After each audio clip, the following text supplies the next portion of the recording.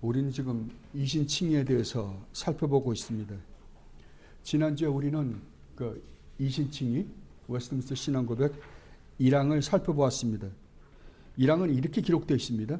하나님께서는 유의하게 부르신 자들을 또한 값없이 의롭다고 칭하신다. 이 칭의는 의를 그들에게 주입해 줌으로써가 아니라 그들의 죄들을 용서해 주시고 그들의 인격을 의로운 것으로 간주하여 용납해 주심으로써 되는 것이다.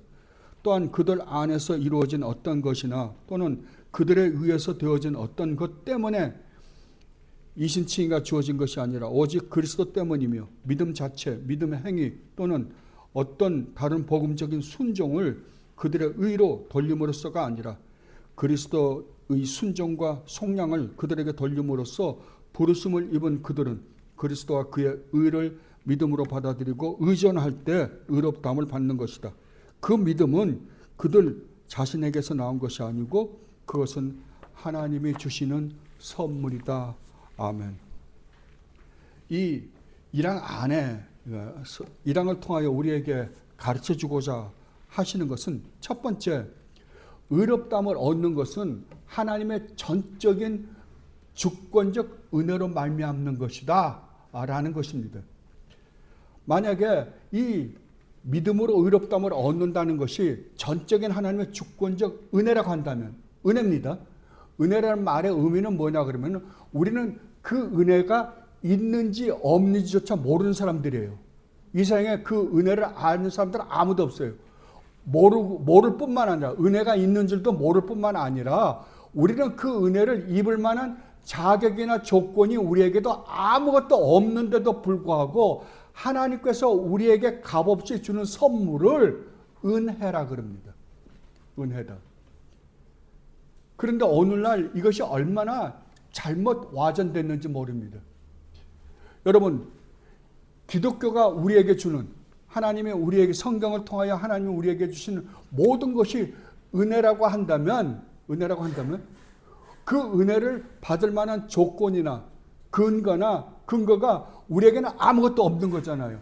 자, 그렇다고 한다면 하나님이 우리에게, 성도들에게 교회 안에 하나님 나라를 완성하기 위해서 이런저런 은사를 주십니다. 은사가 은혜잖아요. 하나님께서 우리에게 각자에게 주시는 은혜들이거든요.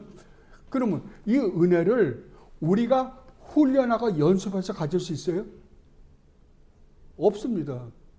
그럼에도 불구하고 오늘날 이런 것들이 횡행하고 있는데도 불구하고 그것을 속아 넘어가는 곳이 오늘날 교회들이니까. 예를 들면 오늘날 방언을 한번 보십시다. 방언을 보면 방언을 어떻게 얻어요? 그러니까 하나님께서 방언이라는 은사를 주신다고 한다면 방언은 우리가 처음에 그 사도들이 오순절 다락방에서 120 성도들이 기도를 할 때 그들에게 은혜가 임했거든요.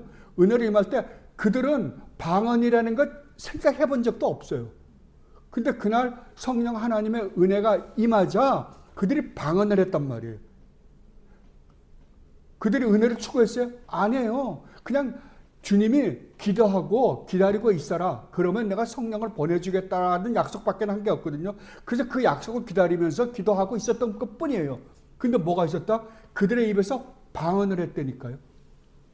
다른 말로 하면 외국어예요. 그때 당시에는. 방언을 했어요. 근데 오늘날은 방언을 어떻게 합니까? 훈련을 해서요.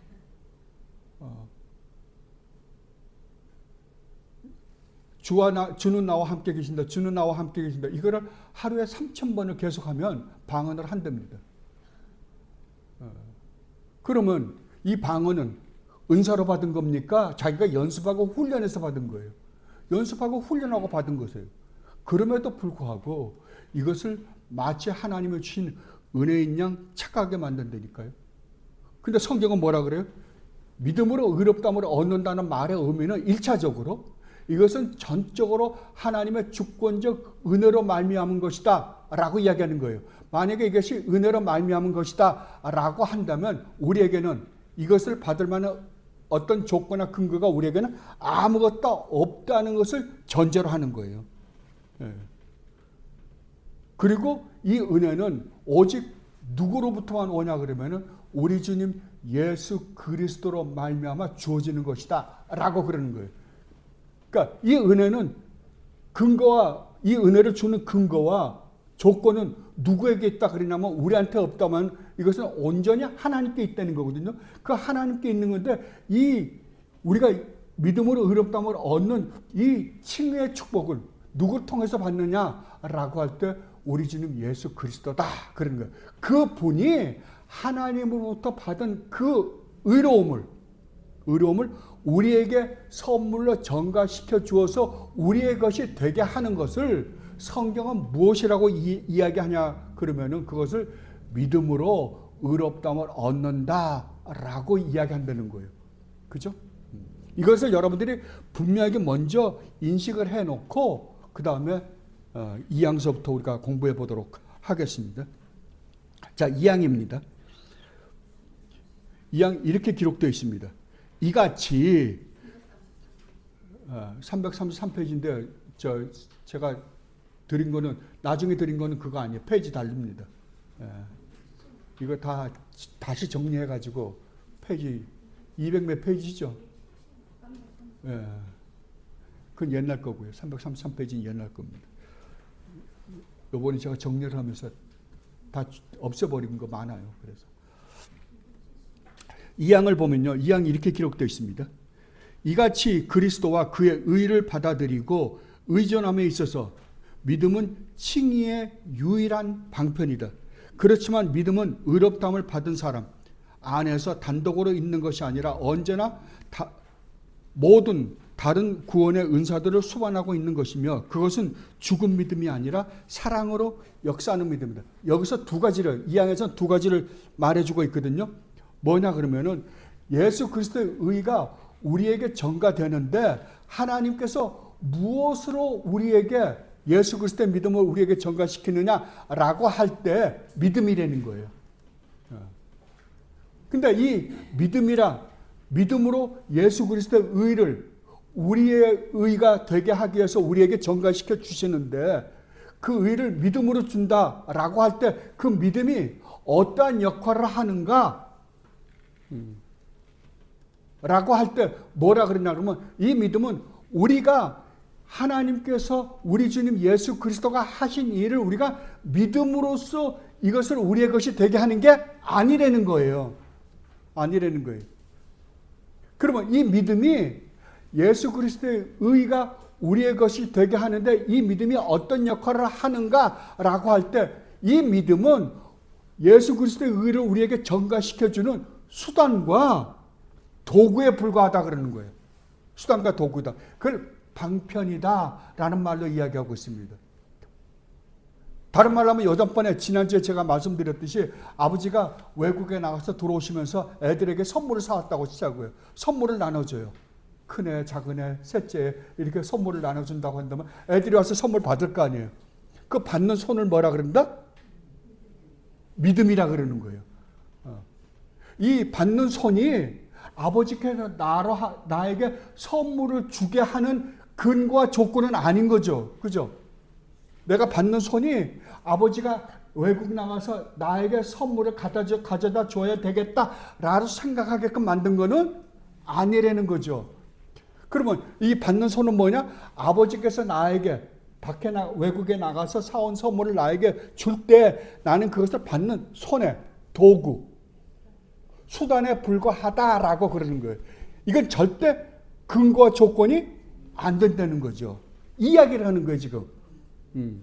이같이 그리스도와 그의 의를 받아들이고 의존함에 있어서 믿음은 칭의에 의롭다함을 얻는 것에 유일무이한 방편이다, 수단이다, 도구다라고 이야기하는 거예요. 그러니까 우리가 믿음으로 의롭다함을 얻는 거 아니에요. 내가 예수 그리스도를 믿었기 때문에 얻는 의는 아니라는 거죠. 그죠? 그리고 두 번째 문장은 뭐라고 그러냐 그러면 그렇지만 믿음은 의롭다함을 받은 사람 안에서 단독으로 있는 것이 아니라 언제나 모든 다른 구원의 은사들을 수반하고 있는 것이며 그것은 죽은 믿음이 아니라 사랑으로 역사하는 믿음이다. 이거 야고보서에서 이야기한 거거든요. 이게 무슨 말인 거 아니에요? 자,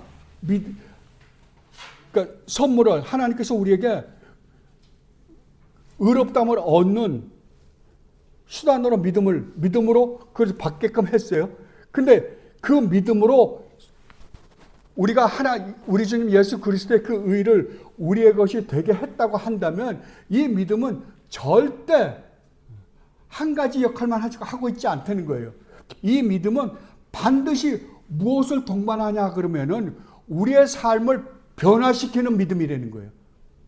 우리의 삶과 반드시 함께 일한다라고 하는 거예요.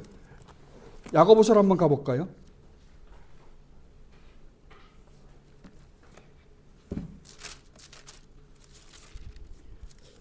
야고보서 2장입니다.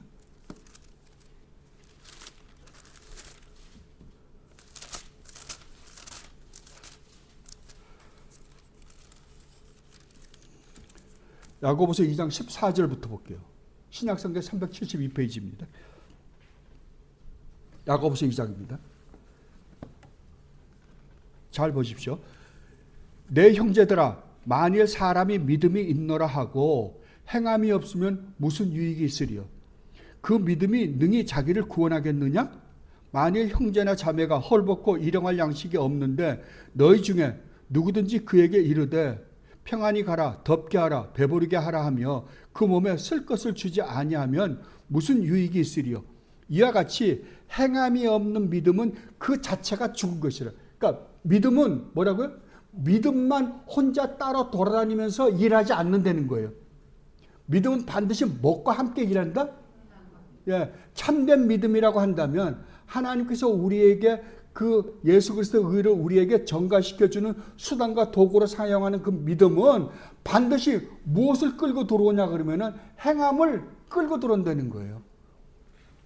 어떤 사람은 말하기를 너는 믿음이 있고 나는 행함이 있으니 행함이 없는 내 믿음을 내게 보이라. 나는 행함으로 내 믿음을 내게 보이라 하리라. 네가 믿음이 있느냐? 그렇다면 네가 참 예수 그리스도의 의를 얻은 믿음이라는 것을 나한테 증거를 한번 보여주는데 뭘로 보여줄래? 행함으로 그러지 않는다고 한다면 네 믿음은 잘못된 믿음이다. 나는 행함과 함께 일하는 믿음을 너에게 보여주겠다라고 이야기한다는 거예요. 내가 하나님은 한 분이신 줄을 믿느냐? 잘하는도다. 귀신들도 믿고 떠느니라. 아, 허탄한 사람아, 행함이 없는 믿음이 헛것인 줄 알고자 하느냐? 그 다음에 보세요. 우리 조상 아브라함이 그 아들 이삭을 제단에 바칠 때 행함으로 의롭다함을 받은 것이 아니냐? 내가 보거니와 믿음이 그의 행함과 뭐라고요? 함께 일한다고요. 그리고 행함으로 믿음이 온전하게 되었느냐? 이건 무슨 말인 거니? 네가 참 의롭다함을 얻은 믿음을 갖고 있다라고 생각을 한다고 한다면 그것은 반드시 뭘로 증명이 된다? 행함으로, 너의 삶으로 반드시 증명될 것이다 라고 이야기하는 거예요. 오늘날 얼마나 이게 믿음으로 구원을 받는다는 말을 잘못 이해하고 있는지 몰라요. 세상 사람들과 똑같은 삶을 살고 있는데도 불구하고 자기는 구원받은 믿음이 있다는 거예요. 이게 사실이다 아니다? 아니라는 거예요. 이에 성경에 이른바 아브라함이 하나님을 믿으니 이를 의로 여기셨다는 말씀이 이루어졌고 그는 하나님의 벗이라 칭함을 받았나니 이러보건대 사람이 행함으로 의롭다함을 받고 믿음으로만은 아니니라. 이와 같이 기생 라합이 사자들을 접대하여 다른 길로 나가게 할 때 행함으로 의롭다함을 받은 것이 아니냐? 영혼 없는 몸이 죽은 것 같이 행함이 없는 믿음은 뭐라고요? 죽은 믿음이다. 죽은 믿음이란 말이 뭐예요? 가짜다 그런가? 가짜 믿음이다. 진짜 믿음은 반드시 행함을 동반한다라고 그러는 거예요. 다른 말로 하면 진짜 성령으로 거듭난 사람은 믿음으로 구원을 얻은 참 성도라고 한다면 그 사람은 반드시 삶이 변할 수밖에 없다라고 이야기하는 거예요. 그래서 우리 주님이 뭐라 그래요? 우리가 지금 산상설교를 지금 공부하고 있지만 산상설교에서 뭐라 그래요? 이 나무가 무슨 나무인지 보려면 뭘 보면 안다? 열매를 보면 안 되는 거죠. 열매를 보면 아니 분명히 사과나무라고 한다면 그 사과나무에 뭐가 열리겠어요? 사과가 열리겠죠. 사과를 보면 그러니까 나무 이파리도 없고 아무것도 없고 그냥 그 발가벗은 나무라고 하면 우리가 사과나무인지 배나무인지 무슨 나무인지 우리는 구분 못할 거 아니에요. 근데 거기에 이파리가 달리고 열매가 사과가 달리면 아 이게 사과나무구나. 배가 달리면 배나무고 감이 달리면 감나무예요. 그렇죠? 그렇다고 한다면 우리가 진짜 예수 그리스도의 나무에 달렸다고 한다면 성령의 나무에 우리가 달렸다고 한다면 성령의 나무라고 한다면 그 안에 뭐가 열리겠어요? 성령의 열매가 열리겠죠. 근데 성령의 열매는 하나도 안 열리는데도 불구하고 난 성령의 열매다 하나님의 나무다라고 하는 것은 거짓말이다라고 이야기하는 거예요. 네. 오늘날 기독교를 보세요. 목사들서부터 정말 이건 세상 사람 오죽하면 사람들이 목사들이요. 내가 이렇게 하겠다. 우리 교회는 건물이 필요 없습니다. 그저 우리는 예배당 조그마한 거 하나만 있으면 우리는 충분합니다. 성경은 이 건물을 성전이라 그래 본 적이 없습니다. 이것은 우리를 예배하게 하는 한 장소에 불과하지 성전은 아닙니다. 그러면 우리는 예배당이 필요 없습니다. 그래서 진짜 지켰다고 치자고요. 근데 그렇게 말하는 사람들이 오늘날은 대접을 받는 세상이 되어버렸어요. 그럼 그걸 역으로 이야기하면 오늘날 목사들이 최소한 그런 상식선 안에서도 삶을 살지 않는다는 거 아니에요. 내가 이 교회에서 목회를 하는데 10년 후에는 내가 그만두겠습니다. 그리고 후임자에게 넘기고 가겠습니다. 그러니까 진짜 후임자에게 넘기고 갔다고요. 그 교회는 굉장히 부흥을 했어요. 부흥을 했는데 10년 후에 넘기고 갔어요. 그럼 자기가 한 약속을 지킨 거예요. 굉장히 상식적이잖아요. 근데 그 상식적으로 산 사람이 대접받는 세상이 됐다니까요, 지금요. 기독교는 그러니까 기독교는 일반적으로 세상 사람들이 말하는 도덕과 윤리관하고는 완전히 기독교 윤리관은 달라요. 이거하고는 잽이 안 돼요. 왜냐하면 기독교 윤리관은 세상 사람들이 만들어 놓은 카트라인보다 훨씬 높은 데 있기 때문에 그래요. 기독교 윤리관은 하나님이 기준을 만드신 거잖아요. 여러분들이 산상설교를 한번 우리 지금 산상설교를 공부하고 있는데 산상설교를 한번 읽어보세요. 심령이 가난한 자는 복이 있다. 애통하는 자가 복이 있다. 온유한 자가 복이 있다. 의에 줄이고 목마른 자가 복이 있다. 긍휼히 여기는 자가 복이 있다. 청결케 하는 자가 복이 있다. 여러분 한번 생각해 보세요. 그게 성도의 본질이라는 거 아니에요 지금. 성도가 어떠한 자들이냐? 성도는 심령이 가난한 자들이요, 애통하는 자요, 온유한 자요, 겸손한 자요, 긍휼히 여기는 자요, 화평케 하는 자요, 마음이 청결한 자라는 거 아니에요. 이게 하나님의 기준이라고요. 이게 세상의 도덕과 어떻게 비교가 됩니까? 비교 안 돼요. 절대요. 그럼 우리가 산상설교를 지금 공부하고 있지만 산상설교를 제일 먼저 우리가 읽으면 어떤 반응이 올까요? 이걸 어떻게 지킬 수 있습니까? 못 지키죠. 근데 성경은 뭐라 그래요? 너로서는 못 지킨다. 그러나 너는 내가 지킬 수 있는 존재가 되게 하겠다는 거 아니에요. 그렇게 했다는 거예요. 지킬 수 있는 존재가 되게 했다. 그러니까 누구만 그렇게 할 수 있느냐? 오직 성도만 그렇게 할 수 있다는 거. 왜? 성도 안에 누가 계시니까요? 성령 하나님이 계시니까요. 그러면 기독교인이다. 성령 하나님이 계신 하나님의 성전이 된 하나님의 백성들의 수준은 세상 사람들이 사는 수준하고 완전히 다르다니까요. 제가 예수님을 만나고 난 다음에 놀란 게 그거였어요. 세상에 이렇게 거룩한 게 어딨냐고요. 근데 오늘날 기독교는 어떻게 됐어요? 몰상식한 종교가 되어버렸어요. 세상 사람들이 말하고 있는 상식선의 종교도 아니에요, 이건요. 그러니까 다른 종교에 비웃음을 사죠. 불교, 이슬람교, 왜 전 세계 기독교가 다 몰락할까요? 왜냐하면 상식선에서 살지 않으니까요, 목사들이요. 온갖 욕심은 세상적인 것에 가득 차 있으면서도 뭐라 그래요? 우리는 하나님을 믿는 사람이요, 거룩한 자요, 천국에 간다 그래요. 그런 천국이 어디 있습니까? 거룩하지 않은 천국은 천국이 아닙니다요. 천국은 어떤 곳인지 압니까? 거룩한 곳이에요. 그렇다면 성도의 삶은 우리가 그렇게 100% 살지는 못하지만 그렇게 살고자 노력하는 사람을 성도들이다라고 그러는 거예요. 왜요?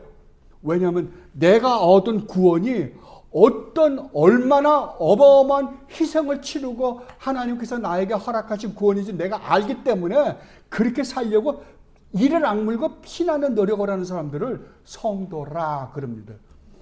여러분, 처음에 기독교가 처음에 탄생을 했어요. 그리고 교회가 형성이 됐잖아요. 형성이 됐을 때 어떤 사건이 제일 먼저 일어난 사건이 뭐였어요? 아나니아와 삽비라 사건이었어요. 아나니아와 삽비라가 뭐 잘못했어요? 잘못한 거 아무것도 없어요. 왜냐하면 다들 자기 재산 팔아서 교회다가 다 연보를 했을 때 나는 그거 팔아서 반은 냈어요. 반은 어떤 사람은 다 내고 어떤 사람은 반만 내고 어떤 사람은 10% 낸 사람도 있었을 거예요. 모르긴 해도. 그러면 그만큼 했으면 잘한 거 아니에요. 근데 왜 죽어야 돼요? 왜냐하면 거짓말했다는 것 때문에. 하나님을 속였다는 것 때문에. 성령을 속였단 말이에요. 다른 말로 하면 교회가 어떠한 곳인지를 이 사건을 통해서 보여주는 거예요. 교회는 어떠한 곳이라고요? 거룩한 곳이라니까요. 죄가 들어올 수 없는 곳이에요. 죄가 들어올 수 없는 곳에 죄가 들어왔단 말이에요. 처음에 에덴 동산에서 아담과 하와가 사탄이 들어와서 죄를 짓게 한 거나 똑같은 사건이에요. 그래서 죽여버린 거예요. 만약에 그렇게 해서 죽인다고 한다면 이 세상에 예수 믿는 사람 교회 한 명이라도 남아있겠어요? 아무도 안 남아있어요. 그건 처음에 하나님께서 교회가 어떠한 곳인지를 우리에게 알려주기 위해서 하나님께서 우리에게 보여주신 사건에 불과해요. 그러니까 교회는 거룩한 곳이라니까요. 거룩을 유지하는 곳이에요. 근데 오늘날 교회가 그래요? 아니라고요. 정말 여러분들 심각하게 신앙생활을 하셔야 돼요. 만약에 여러분들이 정말 예수를 믿는다라고 하면서도 불구하고 여러분의 삶이 변하지 않는다고 한다면 둘 중에 하나예요. 여러분들이 갖고 있는 믿음은 거짓된 믿음이든지 아니면 여러분들 반드시 회개해야 된다라는 거예요. 심각하게 회개해야 될 입장에 처해 있는 거예요. 자, 사망을 보십시다요. 사망은 또 이렇게 기록되어 있습니다. 그리스도께서는 그가 순종하시고 죽으심으로써 이같이 의롭다함을 받은 모든 사람들의 빚을 완전하게 갚아주셨고 그들을 위하여 자기 아버지의 공의에 대해 합당하고 참되고 충분한 속상을 드렸다. 그 다음에 두 번째로요. 그렇지만 그들을 위하여 그리스도께서 아버지로 말미암아 보내심을 받으셨고 그들 대신으로 그의 순종과 속상이 받아들여졌으며 또한 이 모든 것이 그들 안에 있는 어떤 것 때문이 아니라 값없이 되어진 것이기 때문에 그들의 칭의는 오직 값없는 은혜로 되어진 것이다. 이로써 하나님의 엄정한 공의와 그의 풍성한 은혜가 죄인들을 의롭다 하시는 가운데서 나타나도록 하셨다. 자, 여기에 사망에 보면 사망을 두 문장으로 나눠서 생각을 해보면 첫 번째는 이렇습니다. 그리스도께서는 그가 순종하시고 죽음으로써, 여기서 순종한다는 말은 뭐냐 그러면 우리 주님께서 율법을 온전히 이루어 주심으로써 이 말이에요.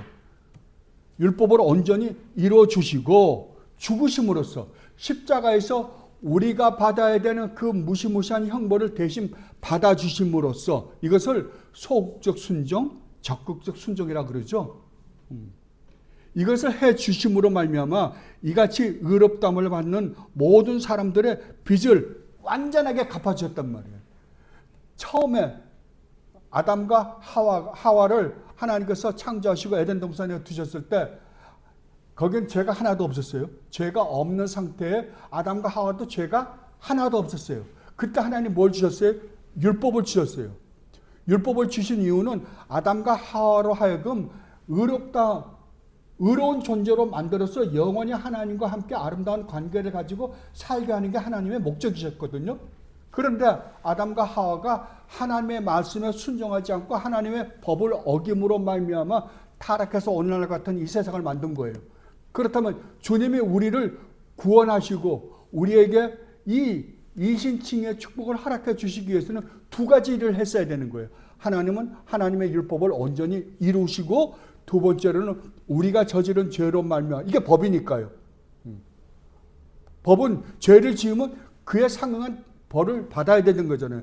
우리가 저지른 죄로 말미암아 받아야 되는 그 벌을 대신 받아주심으로써 우리로 하여금 의롭다함을 얻게 해주셨다라고 지금 이야기하는 거예요.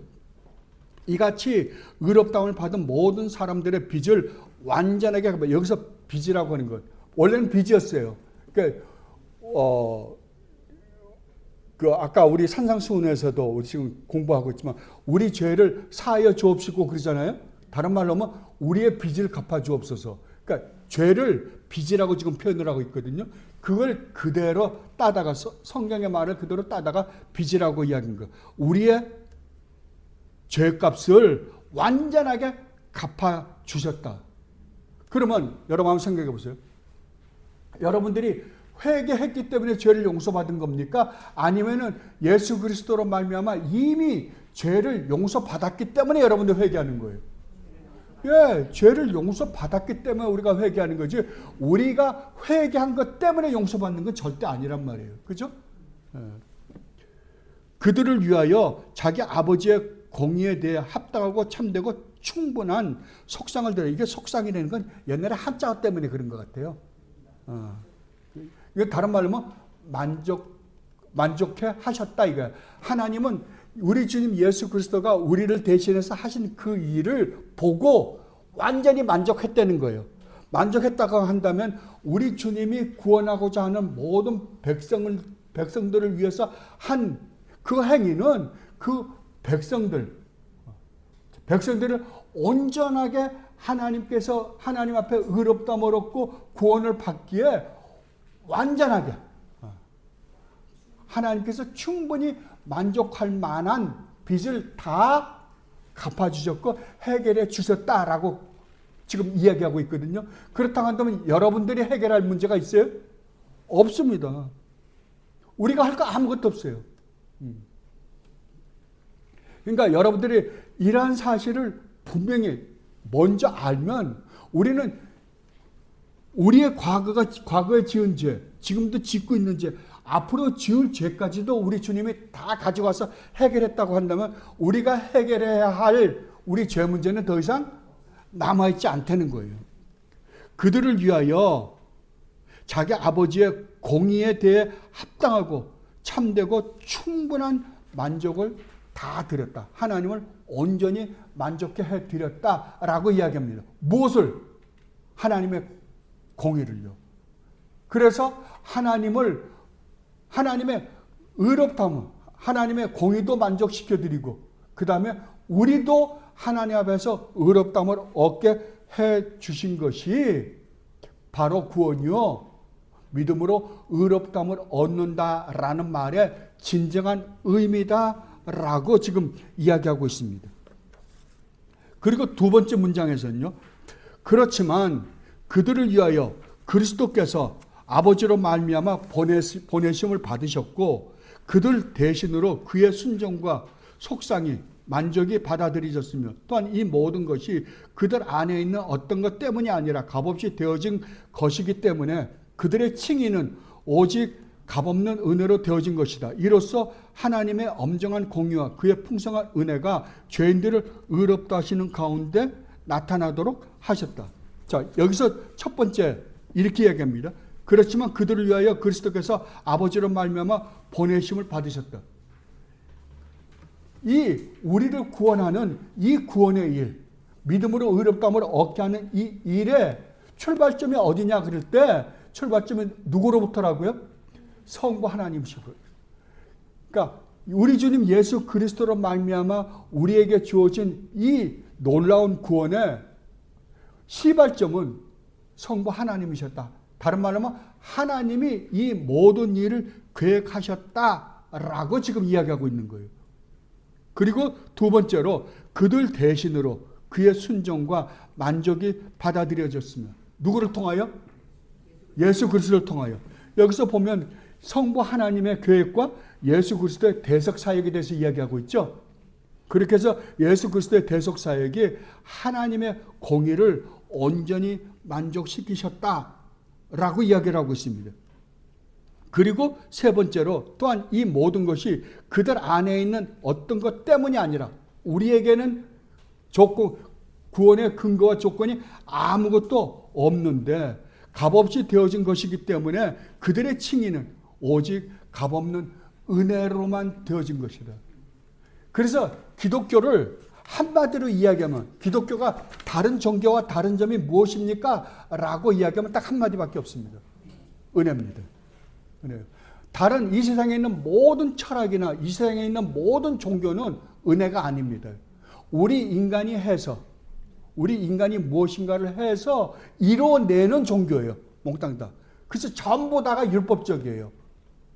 그러니까 불교도 그렇고 힌두교도 그렇고 이슬람교도 그렇고 유대교도 그렇고 모든 다른 종교는 전부 다 우리가 한 행위로 말미암아 주어지는 결과예요. 그러나 유일무이하게 기독교만은 은혜예요. 근데 제임스 보이스 목사님이 그런 말씀하시더라고요.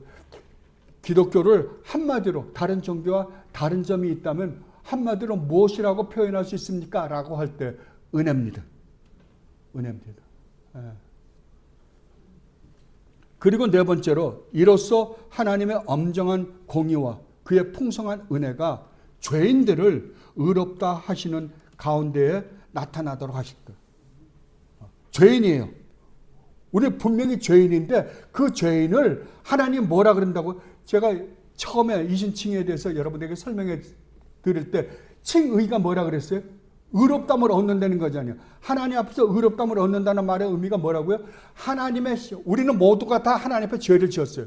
몽땅 다가 죄인이에요. 이 세상에서 하나님 앞에 죄를 짓지 않은 자는 아무도 없어요. 여러분이 어떤 죄인인가를 여러분들이 평가를 받으려면 어디 앞에 서보면 분명히 아냐 그러면 하나님의 율법이에요. 그죠? 우리가 이 세상에 살면서 이 세상에 한국이라는 곳에서 살면 한국의 법이 있습니다. 그러니까 한국에 내가 죄를 짓고 사는지 죄를 짓지 않고 살고 있는지는 어디에다가 평가를 받으면 되냐 그러면은 한국에서 정해놓은 법이에요. 법 앞에 내가 서보면 내가 이런 잘못을 했네? 이런 잘못했네? 라고 알 수 있어요. 마찬가지예요. 하나님 앞에 내가 죄인인지 아닌지를 확실하게 여러분들이 알고 싶으면 한 군데 앞에 여러분이 서서 거기에 하나하나 대입시켜서 나를 비춰보면 여러분들이 내가 무슨 짓을 하고 있는지 알 수 있어요. 제일 기본적인 게 뭔지 압니까? 십계명이에요. 십계명이에요. 여러분, 나 외에 다른 신을 섬기지 말라. 여러분, 하나님 앞에 하나님 말씀하세요. 나 외에 다른 신을 섬기지 말라. 그리고 하나님의 음성을 듣고 가만히 자기를 생각해 봐요. 여러분, 하나님 외에 여러분 다른 신을 섬겼습니까? 안 섬겼습니까? 여러분은 어떻게 생각하세요? 섬긴 것 같아요? 안 섬긴 것 같아요? 뭘로 보면 아는지 압니까? 하나님보다 여러분이 더 사랑하는 것이 있다고 한다면 여러분은 우상을 섬긴 거예요. 예, 우상을 섬긴 거예요. 여러분들이 돈 없으면 못 살겠다? 이미 우상이에요. 돈이 우상이에요. 여러분들의 학벌, 여러분들이 자식, 무엇이 되었든지 간에 여러분들이 하나님을 의식하지 않고 하나님보다 더 가치를 두고 내가 그걸 더 사랑하는 게 있다라고 한다면 나는 돈 없으면 못 살아. 이미 여러분은 우상을 섬기고 있는 거예요. 여러분이 정말 하나님을 안다고 한다면 여러분은 돈이 있건 명예가 있건 권력이 있건 상관없이 하나님을 정말로 사랑한다고 한다면 여러분들은 그 하나님 한 분으로 만족할 거예요. 하나님은 우리에게 충분히 하나님을 만족하며 살 수 있는 모든 조건을 다 구비하고 계세요. 그럼 우리가 얼마나 많은 우상을 섬기고 있는지 몰라요. 그리고 하나님의 이름을 망령되이 부르지 말라. 우리가 실제로는 어떤 우상을 만들진 않았다 하더라도 우리는 수없는 우상을 만들면서 살고 있는 존재들이에요. 거기다가 하나님의 이름을 얼마나 망령되이 부르는지 몰라요. 이제는 오늘날은 OMG라고 이렇게 방송국에서도 OMG라고 써 있는 것들 너무 많더라고요. 오마이갓이 무슨 아니 영어를 자기가 잘한다고 외적으로 표시하는 게 없어요. 오마이갓 이야기하면 영어를 잘한 줄 아는 모양이에요. 이게 얼마나 하나님의 이름을 망령되이 부르고 있는지 몰라요. 그러다니까요. 우리는 농담으로도 얼마나 하나님의 이름을 망령되이 부르는지 몰라요. 여러분, 내 부모를 공경하라 그러죠. 여러분이 안식일을 거룩하게 지켜라 그러죠. 여러분 정말 주일날 거룩하게 지킵니까? 안식일을? 하루 종일 여러분들이 아침에 일어나서 저녁에 자기 전까지 하나님을 묵상하며 살아요? 옛날에 우리 믿음의 선배들, 청교도들은 오늘 예배를 했잖아요. 하나님 말씀을 듣고 가면 오후 시간은 몽땅 다를 하나님의 말씀을 묵상하는 데 시간을 보냈대요. 여러분 하나님 말씀을 오늘 들은 목사님을 통해서 들은 하나님 말씀을 얼마나 묵상합니까? 내가 보기에 안 할걸요. 이미 여러분 오늘 들은 하나님 말씀 다 잊어먹었을걸요? 거의요. 얼마나 우리가 안식을 거룩하게 안 지키는지 몰라요. 우리 그게 당연하다고 생각하는 거예요. 이제는 교회 갔다 왔으니까 끝. 아니에요. 안식일을 어기는 거예요. 거룩하게 지키지 않는 거예요. 내 부모를 공경하라. 여러분 부모를 얼마큼 공경했습니까?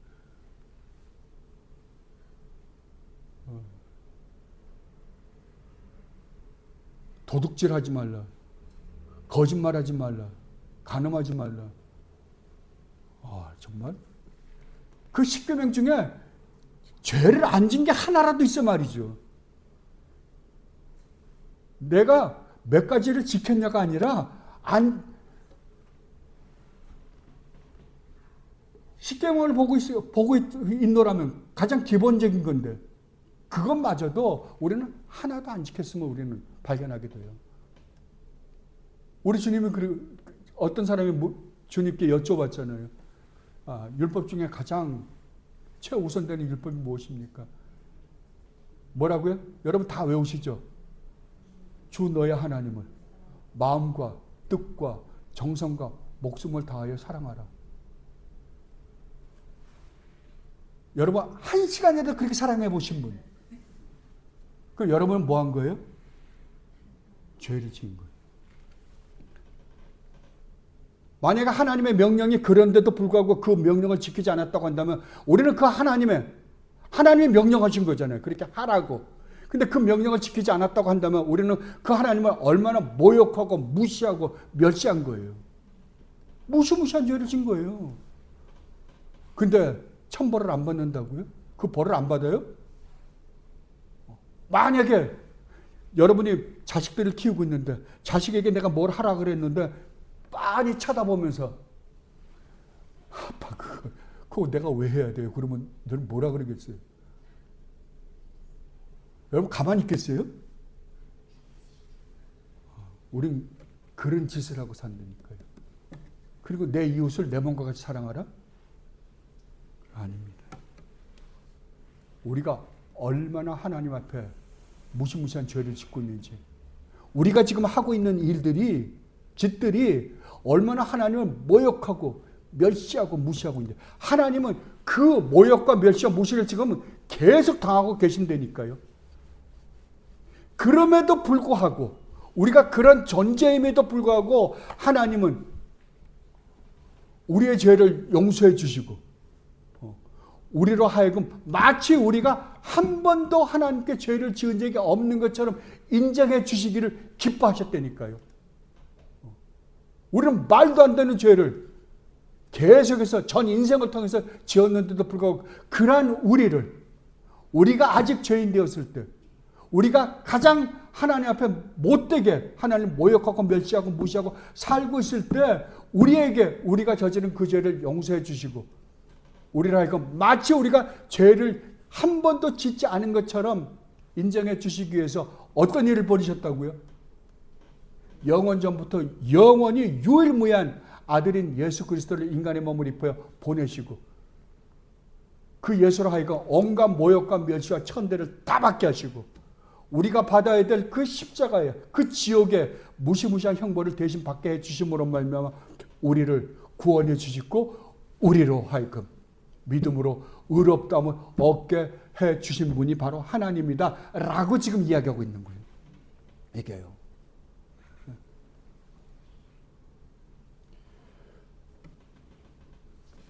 그리고 사항에서 이렇게 이야기합니다. 사항에서 하나님께서는 영원 전부터 택함받은 모든 사람들을 의롭다 하시려고 작정하셨다. 그래서 그리스도께서는 때가 차매 그들의 죄를 위하여 죽으시고 그들을 의롭다 하심을 위하여 다시 살아나셨다.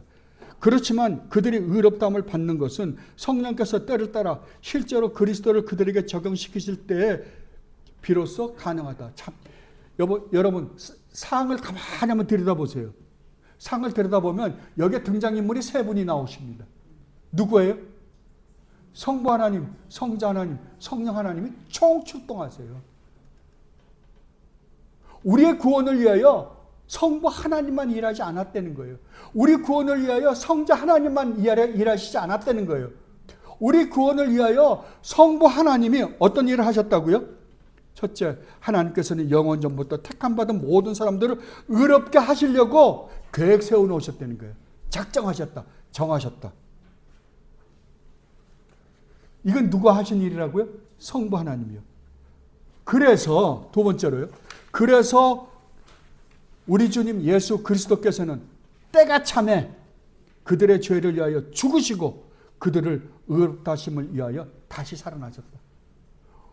우리로 하여금 우리의 죄를 용서받게 하시고 우리를 의롭다게 하시는 모든 일을 하게 하시기 위하여 의롭다함을 받게 하기 위하여 하신 그 일을 위하여 하신 일이 뭐라고요? 우리 주님이 이 땅에 인간의 몸을 입고 오셔서 십자가에서 죽고 부활하시기까지 하심으로 우리로 하여금 이 의롭다함을 얻게 하셨다.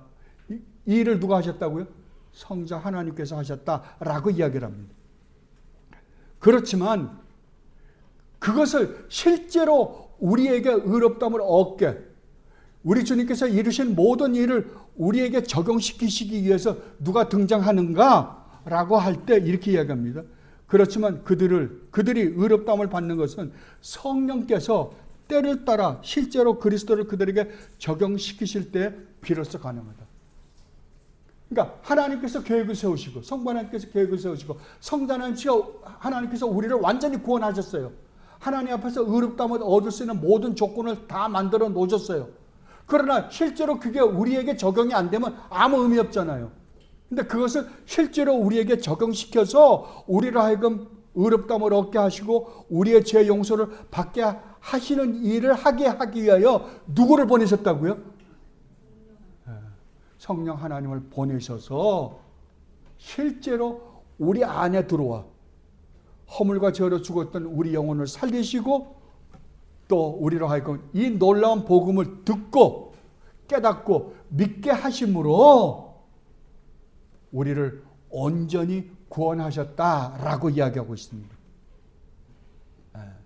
그러니까 하나님이 얼마나 어마어마한 일을 하시고 일을 하셨는가를 지금 성경은 우리에게 우리 믿음의 선배들을 통해서 말씀해 주고 계십니다. 여러분들에게 제가 한 가지 말씀을 드릴게요. 우리가 신앙생활하면서 가장 신앙생활이 잘하지 못하는 것 중에 하나가 뭐냐 그러면 하나님에 대한 이해예요. 하나님을 몰라요. 분명 하나님이라고 하나님의 이름은 부르는데 정작 그 하나님이 누구신가를 몰라요. 왜 모르는지 압니까? 왜냐하면 하나님에 대해서 묵상해 본 적이 없기 때문에 그래요. 묵상해 본 적이 없기 때문에. 자, 여러분 지금 이 우주에 그러니까 우리가 살고 있는 이 은하계 안에 별이 몇 개나 있을까요? 수십억 개라 그러더라고요. 정확하게 모르겠어요. 수십억 개래요. 그러면 이 수십억 개를 가지고 있는 은하계가 몇 개나 될까요? 모릅니다. 어마어마합니다. 100만 개? 1000만 개? 수십억 개 되는 은하계예요. 우리가 살고 있는 이 은하계만 해도 우리가 추적이 불가능해요. 근데 이런 은하계가 얼마나 있다고요? 몰라요. 그게 1억 개가 있는지 1000만 개가 있는지 수십억 개가 있는지 모릅니다. 정확하게. 그러나 엄청나게 많다는 건 알아요. 그러면 이 우주의 크기는 얼마나일까요? 우주의 크기가 우리가 상상할 수 있는 상상은 초월한 거잖아요. 그러니까 우리의 관점, 우리가 유한한 우리의 인간적 관점으로 볼 때는 거의 무한대에 가까운 거예요. 그죠? 거의 무한대에 가깝습니다. 자, 그렇다고 한다면 여러분이 정말 하나님이 이 우주 만물을 창조하신 창조주 하나님이라고 믿는다고 한다면 이 우주 만물, 이 광활한 우주 만물에서 일어나고 있는 모든 일은 하나님 손바닥 아니에요. 그죠? 하나님 손바닥 아니에요. 이 세상에서 일어나는 일들, 이 어마어마한 이 우주 안에서 일어나고 있는 일, 돌 하나가 부서져서 떨어지는 일까지 하나님의 손길이 닿지 않은 곳이 없고 하나님이 모르고서 일어나는 일은 아무것도 없다가 성경의 가르침이에요. 하나님 창조물이에요. 자, 그렇다고 한다면 그 광활한 우주 안에서 지구는요. 지구 보일까요? 점도 아니에요. 그죠? 점도 아닌 거예요, 인간은요. 가만히 한번 생각해 보세요. 그러면 하나님이 우주 만물을 창조하신 참 주인이라고 한다면 그 하나님의 그 우주 만물을 창조하신 창조주 하나님이 지으신 피조물 중에 하나가 하나님을 역행했다고 한다면 이 피조물이 저지른 죄는 얼마나 무시무시하겠냐고요. 얼마나 무시무시할 것 같아요. 그럼에도 불구하고 그 하나님은 그 수많은 이 어마어마한 우주 안에서 그러면 한 점도 안 되는 이 지구 안에 이 인간을 하나님께서 기억하셔서 인간을 하나님의 형상대로 만들었다고 한다면 이 하나님의 형상대로 만든 이 인간은 하나님을 영화롭게 하며 하나님을 즐거워하며 하나님 말씀을 절대적으로 순종하는 게 그에게는 가장 큰 축복일 거예요. 그죠? 그거보다 더 큰 축복은 있을 수가 없어요. 근데 이 인간이 교만해서 그 하나님을 어겼다고, 하나님을 거슬려서 하나님이 명령하신 명령을 거슬렸다고 한다면 그가 받아야 될 진노는, 그 벌은 어느마나 할까요? 여러분, 제가 아침에도 오늘 아침에도 그 생각을 해봤는데요.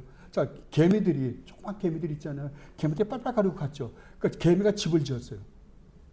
집을 지어서 막 살잖아요. 근데 우리가 가만히 보면 땅속에다가 굴을 파가지고 거기다가 집을 짓고 자기 딴에는 얘네들 볼 때는 그 집이 어마어마한 집일 거예요. 그죠? 개미들이 볼 때는. 그리고 거기다가 막 먹을 것을 3년치, 4년치 쌓아놨다고 생각을 해봐요. 부지런해서. 그리고 와, 이제 우리가 3년 먹을 게 있으니까 좀 쉬자. 편안하게 쉬자. 개미가 그런다고 한번 생각을 해보세요. 여러분 보실 때는 어떨까요? 개미가 그런 생각을 가지고 산다고 쳐봐요. 근데 그렇게 살고 있는 개미를 우리가 봤을 때 그 개미가 지어놓은 집이 얼마나 대단할까요? 그들이 쌓아놓은 먹이가 얼마나 대단하겠냐고요. 여러분 보실 때는 어떨까요? 그럼 그걸 거꾸로 역으로 한번 생각해 보세요. 하나님이 우리가 지금 하고 있는, 우리 인간이 지금 쌓아놓고 있는 우리 생각에 엄청난 건물을 짓고 뭐 100몇십 층짜리 뭐 대단한 일을 한 것 같잖아요. 하나님 보실 때는요. 우리가 개미집을 보고 있는 것보다 더 한심할걸요? 제가 보기에. 안 그렇겠어요? 하나님 앞에는, 하나님께는 우리가 아무것도 아니라니까요. 그러니까 하나님이 만들어 놓은 피조물 중에 아무리 우리를 대단한 존재로 만들었다 하더라도 하나님이 귀하게 여기시면 귀해지는 거고, 하나님께서 귀하게 여기지 않으면 그건 우리가 개미 보듯이 개미나 마찬가지예요. 다른 게 아무것도 없어요. 그럼에도 불구하고 하나님은 어떻게 하기로 했다고요? 우리를 존귀히 보겠다고 약속을 하셨다니까요. 비록 우리는 그 어마어마한 하나님께 말로 표현할 수 없는 어마어마한 잘못을 저질렀지만, 그 하나님을 모욕하고 멸시하고 무시했지만, 하나님께서는 하나님 자신이 우리 인간이 되셔서 죽으시고 그 피를 십자가에서 갈기게 찢기시기까지 하시고 우리에게 구원해 주신 게 지금 성경이 말하고 있는 구원이라고 설명하고 있는 거예요. 여러분 정말 믿으세요 이거? 정말 믿으세요? 정말 믿는다고 한다면 우리는 더 이상 할 말 아무것도 없어요. 할 말 아무것도 없다니까요. 거기다 대고 하나님 보따리 내놓으라 그래요? 그 하나님 앞에 우리는 정말 무시무시한 죄를 지었는데, 그 하나님을 모욕하고 멸시하고 무시했는데도 불구하고 그 하나님은 영원전부터 영원한 아들이신 예수 그리스도를 인간의 몸을 입혀 보내시고 그 인간으로 하여금 온갖 모욕과 멸시와 천대를 다 받으시고 십자가에 못 박혀 죽기까지 하시고 우리를 구원했다는 사실을 정말 믿냐고요. 정말로. 만약에 이걸 정말 믿는다고 한다면 우리는 그 하나님 앞에 아무 할 말 없어요. 아무 할 말 없어요. 뭘 달라 그래요? 하나님 믿어드릴 테니까 축복해달라고요? 장사 잘 되게 해달라고요? 건강하게 해달라고요? 웃기는 소리 아니에요? 우리는 정말 마음과 뜻과 정성을 다해서 그 하나님을 사랑하고 하나님 말씀에 죽는 날까지 내가 목숨 다 바쳐 순종한다 하더라도 우리는 할 말이 없어요. 우리 입에서 할 수 있는 말은 딱 한 가지밖에 없어요. 감사합니다. 감사합니다. 어떻게 이런 일이, 어떻게 이렇게 어마어마한 일을 벌리시고 나 같은 거를 구원하시겠다고. 개미 한 마리만도 못한, 내가 볼 때 개미 한 마리만도 못한, 그거보다 더 어마어마한 차이를 갖고 계신 하나님이 이런 일을 저지를 수 있냐고요. 그게 성경의 가르침이라며요. 제가 만난 복음이 그거였어요. 할 말이 없더라고요. 무슨 할 말이 없어요. 감사합니다라는 말밖에 할 말이 없어요. 그럼에도 불구하고 하나님은 그런 우리에게 이 놀라운 축복을 해 주셔서 영원히 우리를 자녀 삼아서 함께 살고 싶어 하신 하나님의 그 의도가, 그 뜻이 그 아들을 보내시기까지 하시고 우리를 구원했다. 이것을 우리가 기쁜 소식이라고 합니다. 기쁜 소식. 이것을 하기 위해서 누가 동원됐다? 성부 하나님이 계획하시고 성자 하나님이 그 일을 다 이루시고 그것을 우리에게 깨달아 알게 해서 우리에게 적용시키기 위하여 성령 하나님까지 동원됐다. 이것이 성경의 가르침이에요.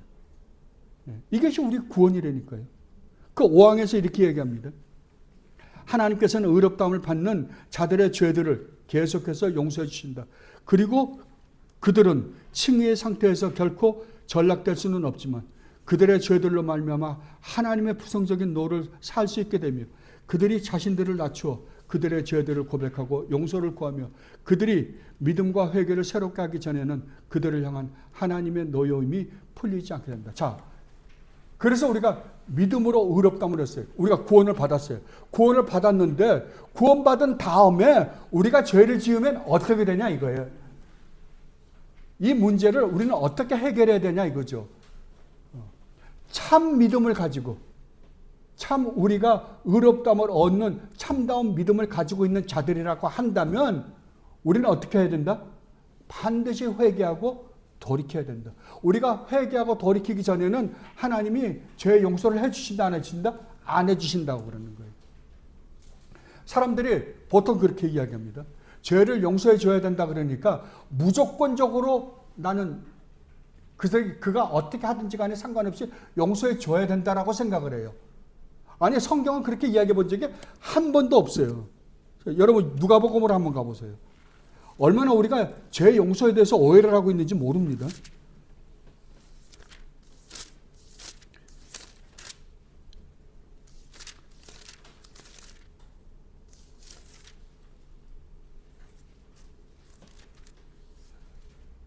누가복음 17장입니다.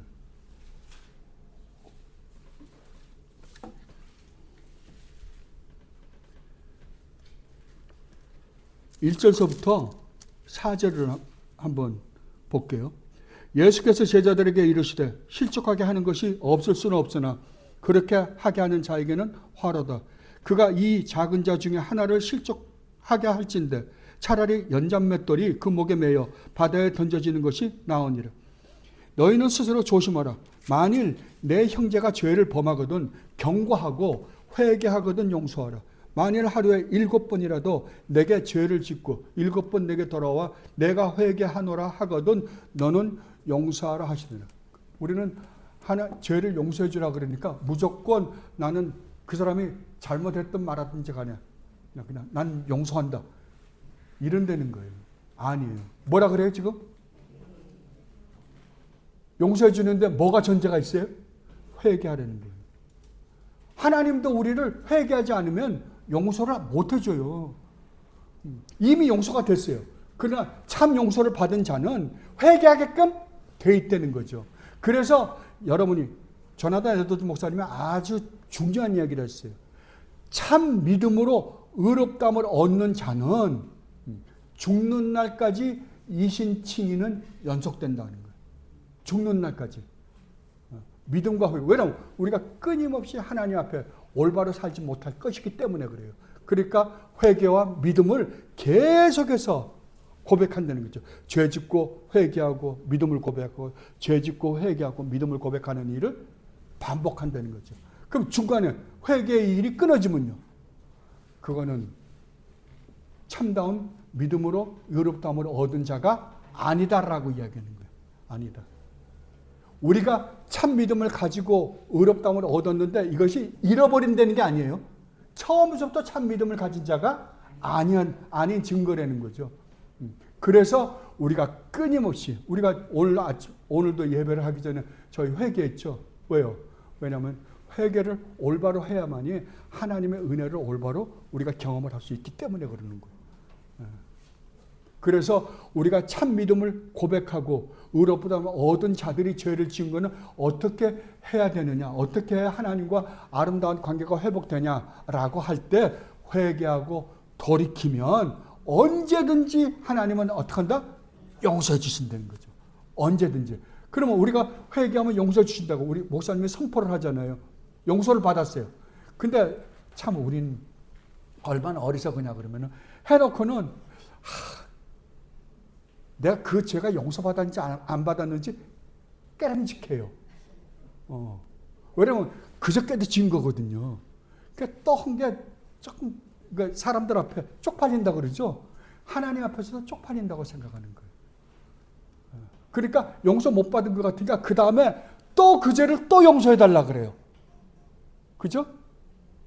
10년 전의 죄 용서 다 기도해서 다 용서받은 것까지 10년 전 것까지도 끄집어내서 또 용서해달라고.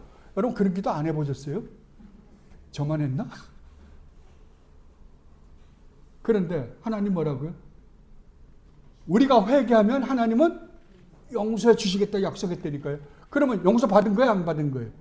용서받았다는 말이 뭔 줄 아십니까? 자, 하나님은 용서해 주셨어요. 그럼 그 다음에 내가 또 과거에 저지른 죄 가지고 하나님께 용서를 구한다고 하면 하나님 뭐라 그럴까요? 네가 언제 그런 죄를 지었어?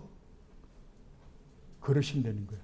하나님은 항상 우리가 한 일은 과거에 했고 또 하고 또 수십 번도 더 했는데도 불구하고 또 우리가 그걸 고백할 때에는 하나님은 어떻게 생각하냐면 오늘 처음 그 죄를 저지른 것처럼 하나님 인식한다는 거예요. 이게 뭐라 그래요? 7번이라도 만일 하루에 7번이라도 내게 죄를 짓고 7번 내게 돌아와 내가 회개하노라 하면 용서해 주라고요. 그러니까 여러분이 진실되게 하나님 앞에 죄를 고백하고 용서를 구했다고 한다면 어떻게 이해를 해야 돼요? 하나님의 약속을 믿고 이 죄는 용서받았구나 라고 인식을 하라는 거예요. 성경은요. 그 다음에 똑같은 죄를 짓고 또 용서를 구하면 그때는 어떤 죄가 되는 거예요? 처음 짓는 죄예요. 처음 짓는. 하나님 볼 때는 처음 짓는 죄예요. 그런데 우리는 자꾸만 우리 생각대로 하나님의 약속을 믿지 않고 우리 생각을 가지고 우리가 신앙생활할 때가 얼마나 많은지 모릅니다. 그러니까 이것을 지금 웨스트민스터 신앙고백은 우리에게 가르쳐주고 있는 거예요. 죄를 짓거든 회개하라. 용서하셨다. 그럼 없어진 거라니까요. 없어졌어요. 용서 받았어요. 깨끗해졌어요. 그 다음에 짓는 죄는요. 그때 처음 짓는 죄라고요. 이것을 여러분들이 인식을 하고 하나님 아버지 앞에 떳떳하게 나가서 죄 용서를 구하는 거예요. 그리고 6항에 가서는 뭐라 그러냐 그러면 구약시대의 성도들의 칭의는 신약시대의 성도들의 칭의와 모든 면에서 똑같다. 다른 말로 하면 이 세상에 아담이 타락한 이후로 태어나는 모든 인간의 구원은 오직 한 가지 방법으로만 구원받는다는 거예요. 누구를 통해서요? 예수 그리스도를 통해서요. 그러면 우리 이런 말을 할 수 있죠. 구약에는 예수님이 오지도 않았는데요. 예수님이 2000년 전에 왔는데요. 그러나 아브라함은 예수님이 오시기 전에 2000년 전의 사람인데 그 사람이 어떻게 예수를 믿고 구원을 받습니까? 아담, 하와, 그 다음에 에녹 모든 사람들은 어떤 약속을 가지고 구원을 받았을까요? 아담은 예수님도 몰랐어요. 근데 아담에게 약속한 게 딱 한 가지 있어요. 하나님은 뭐예요? 여자의 후손이 와서 너를 구원할 것이다. 구원해 줄 것이다. 그러면 아담은 누구에게 소망을 걸었을까요? 여자의 후손이죠. 그러니까 모든 인류는 누구에게 소망을 걸었어요? 구약에 예수님이 오시기 전에 모든 구약의 식구들은 여자의 후손으로 오실 메시아에다가 소망을 걸었을 거 아니에요. 그 메시아를 믿는 믿음으로 구원을 얻었고 신약에서는 오신 메시아를 믿고 구원을 얻었기 때문에 이 세상에서 구원받은 모든 하나님의 백성들은 누구를 통해서 구원받았다? 예수 그리스도를 통해서 구원을 받은 것이다 라고 이야기하는 거예요. 그래서 구약에서 믿음으로 의롭다함을 얻은 거나 신약에서 의롭다함을 얻은 것은 똑같은 방법이었다. 하나님이 우리를 구원하시는 방법이었다라고 이야기를 하고 있습니다. 이 이신칭의는 굉장히 중요합니다. 왜냐하면 죄인인 우리가 하나님의 심판대 앞에 갔을 때 어떻게 하면 우리가 무죄 선고를 받을 수 있는가에 대한 것이기 때문에 그래요. 어떻게 받을 수 있다? 오직 믿음으로만. 누구를 믿는 믿음이요? 우리 주님 예수 그리스도를 믿는 믿음.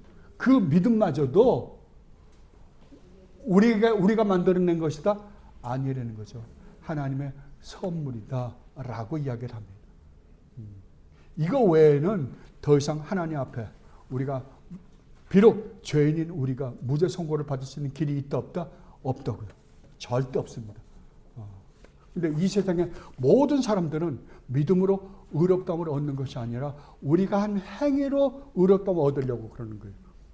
그러니까 여러분들이 교회에서 수많은 교회에서 얼마나 지금 속이고 있는지 몰라요. 새벽기도 열심히 나와라. 교회 열심히 참석해라. 선교 열심히 하라. 모든 열심히 하라 그러는 것은 그걸로 말미암아 그렇게 하면 너희가 하나님으로부터 이러이러한 유익을 받을 것이다 라고 가르치는 거예요. 이것은 복음을 왜곡시키는 겁니다. 왜곡시키는 거예요. 우리가 어떤 일을 해서 하나님으로부터 어떤 유익을 받는 방법은 있다 없다? 아무것도 없다고요. 오직 은혜뿐이라고요. 은혜뿐이에요. 오늘 기도도 마찬가지잖아요. 기도를 오늘날에는 하나님으로부터 내가 어떤 유익을 얻어내는 수단으로 사용하고 있어요. 그냥 기도는 수단이 아니에요. 오늘 목사님이 말씀하신 것처럼 기도의 가장 중요한 게 뭐예요?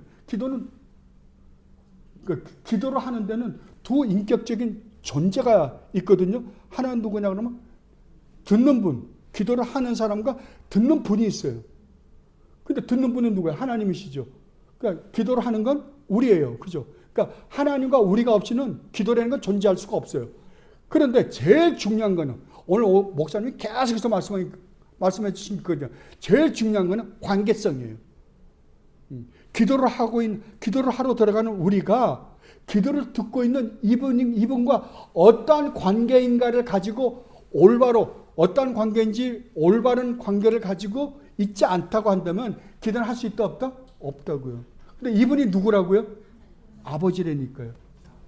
우리 하나님이시며 우리 아버지라고요. 아버지예요.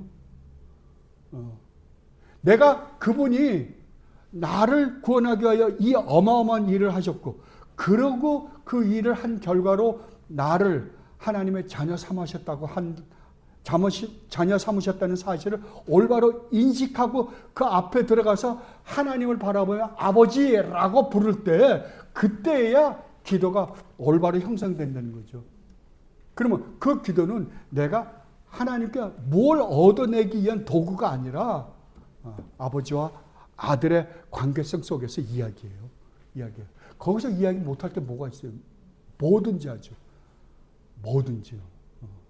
그거를 기도라고 그런다라고 그래요. 정말 여러분들 이 기독교에서 말하고 있는 이 믿음으로 의롭다함을 얻는다, 믿음으로 구원을 얻는다는 말은 정말 놀라운 거예요. 이 축복을 우리에게 허락해 주기 위하여 하나님이 우리를 위하여 무슨 일을 하셨는가를 여러분들은 성경을 통하여 반드시 올바로 배우셔야 돼요. 이것을 올바로 배우셨을 때 그럼에도 불구하고 나 같은 걸 위해서 이렇게 엄청난 은혜를 베푸신 그 하나님이 정말 좋아질 것이고, 그분을 사랑하게 될 것이고, 그분의 말씀에 순종하며 살고 싶어 하는 마음이 우리 안에서 우러날 거예요. 그것을 뭐라 그런다? 신앙 생활이다라고 그러는 거예요. 그게 신앙 생활이에요.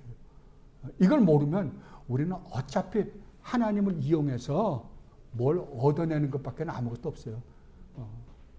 하나님이 필요한 거는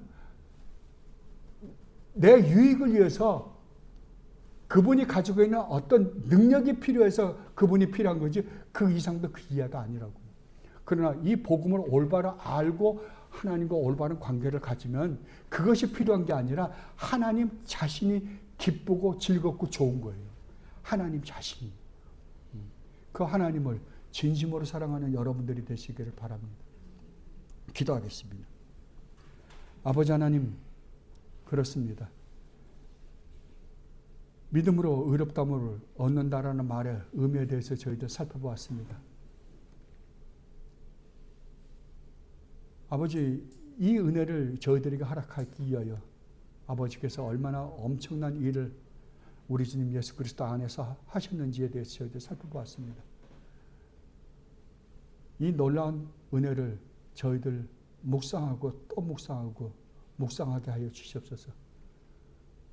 그리하여 나 같은 걸 위하여 오직 마음을 창조하신 창조주 하나님께서 이렇게까지 엄청난 일을 하셨는가라는 것을 깨닫고 진심으로 주님을 사랑하는 주님의 귀한 백성들이 되게 하여 주시옵소서. 그리하여 정말 하나님을 아버지라고 부르게 된 그 놀라운 축복이 얼마나 엄청난 것인지를 깨닫고 남은 여생 오직 우리 주님 말씀에 축복함 순종하며 우리 주님을 진심으로 사랑하며 사는 주님의 귀한 백성들이 되게 하여 주시옵소서. 감사하며 우리 주님 예수 그리스도 이름으로 기도드립니다. 아멘.